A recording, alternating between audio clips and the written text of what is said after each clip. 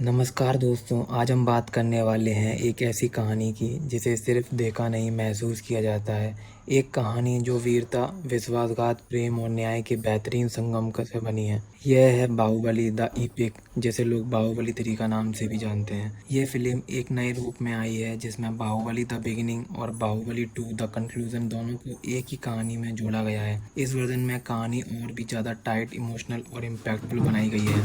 कहानी की शुरुआत होती है एक अनजाने गांव से, जहां शिवदू नाम का एक युवा लड़का रहता है। उसकी जिंदगी बदल जाती है जब वो एक चट्टान पर चढ़ाई करता है और एक रहस्य से भरी दुनिया का दरवाजा खुलता है। उसे पता चलता है कि वो किसी आम घर का नहीं बल्कि माहिष्मती के राजा अमरेंद्र बाहुबली का बेटा है। फिर कहानी फ्लैशबैक में जाती है जहाँ हमें अमरेंद्र बाहुबली की कहानी दिखाई जाती है। एक वीर योद्धा, एक न्यायप्रिय राजा जिसे उसके अपने ही भाई भल्लाल देव ने राजगद्दी के लिए धोखा देकर मार दिया। कटप्पा, जो बाहुबली के सबसे विश्वसनीय सेनापति था, उसी ने बाहुबली को मारा। राज्य के नियम के चलते अमरेंद्र बाहुबली की पत्नी देवसेना, जो एक शक्तिशाली और स्वाभिमानी रानी है, उसे भल्लाल देव ने बंदी बना लिया। सालों तक वो अपने पति के न्याय के लिए इंतजार करती रही। आगे चलकर शिवदू यानी महेंद्र बाहुबली सच्चाई जानता है, उसका खून उबलता है अपने पिता की मौत का बदला लेने के लिए, अपनी माँ को आजाद करने के लिए और माहिष्मती को अत्याचार से मुक्त करने के लिए वो एक सेना बनाता है। कटप्पा भी अपने किए पर पछताता है और महेंद्र के साथ देता है। अवंतिका, जो एक वीरांगनी है, उसका प्यार भी महेंद्र के साथ होता है। साथ मिलकर वो भल्लाल देव के खिलाफ एक महायुद्ध छेड़ देते हैं। फिल्म का क्लाइमैक्स दिल को छू जाता है। भल्लाल देव और महेंद्र के बीच का अंतिम युद्ध,